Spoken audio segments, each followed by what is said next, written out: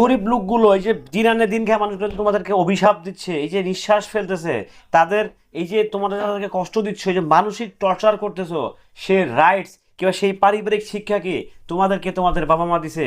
তোমরা বৃষ্টিতে ভিজে রোদে পুড়ে আন্দোলন করতে পারো, অথচ বৃষ্টিতে ভিজে তোমরা পরীক্ষা দিতে পারছো না। তোমাদের জ্বর হচ্ছে, তোমাদের গায়ে ঠান্ডা লাগতেছে।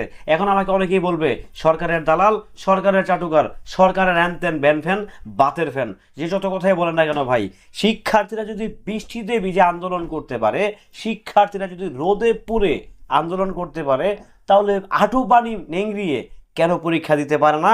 কেন কড়া রোদে পরীক্ষা দিতে পারে না? তাদের দাবিটা কি আসলে অটো পাস?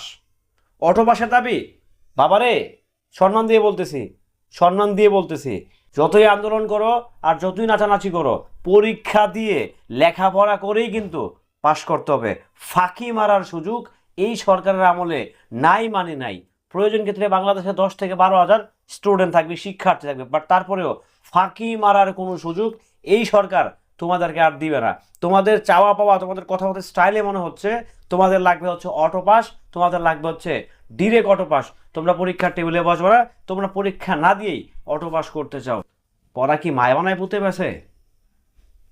হ্যালো পিবর, দেখেন, সরকারের আন্দোলনের দাবিতে সরকারের মানে শিক্ষামন্ত্রী আন্দোলন ছিল, শিক্ষামন্ত্রী পদত্যাগ চাই, দেন তারপরে সরকারে গেল এক দফা এক দাবি, বিভিন্ন দফা দফা দিয়ে, মানে থাকে না কিছু ছাগল, কিছু রাস্তাঘাটের কিছু গান্ডু গান্ডু থাকে না, গান্ডু, যাদের আসলে আমি বলবো এই গান্ডুদের সাথে মিশে গেছে। শিক্ষার্থীদেরকে আমি বলতেছি না, এরা তো ভাই অবুঝ, এদের কথা আমি এদের এদের দাবিতে আমি সম্পূর্ণভাবে একমত।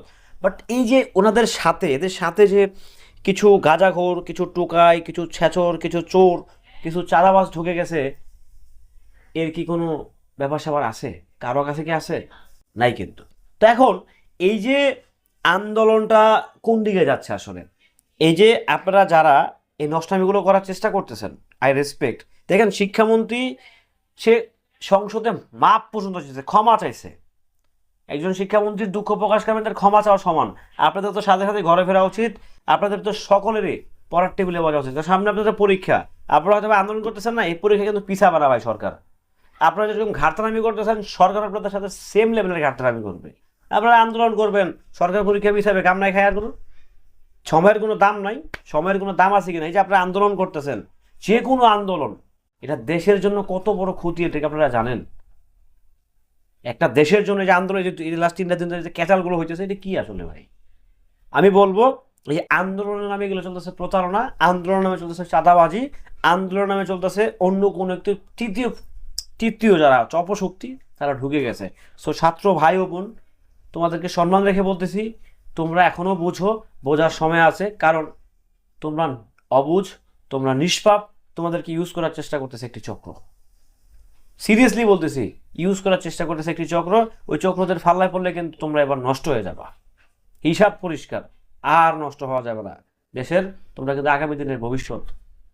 ভালো থাকবেন, সুস্থ থাকবেন, সবাই ভালো থাকবেন, নিজের প্রতি সঙ্গেই থাকবেন। আল্লাহ হাফেজ।